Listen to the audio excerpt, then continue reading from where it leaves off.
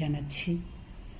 আমার আজকের নিবেদন বিভূতিভূষণ বন্দ্যোপাধ্যায়ের একটি ছোট গল্প, কলহান্তরিতা।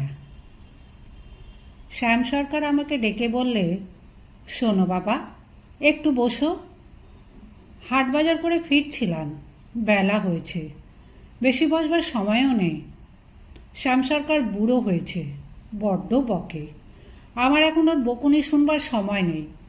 তবুও বললাম, কাকা ভালো আছেন? শ্যাম সরকার ওর দোতলা বাড়ির সামনে বসে মালা জপ করছে। আমি ওকে মালা জপ করতে দেখছি এইভাবে বসে আজ 30 বছর। লোকটা ঝানু বিষয়ী, টাকা ধার দিয়ে তার সুদ থেকে চালায়। আবার গীতার ব্যাখ্যাও করতে শুনেছি ওকে।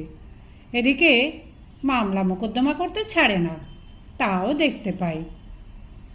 শ্যাম সরকার বললে,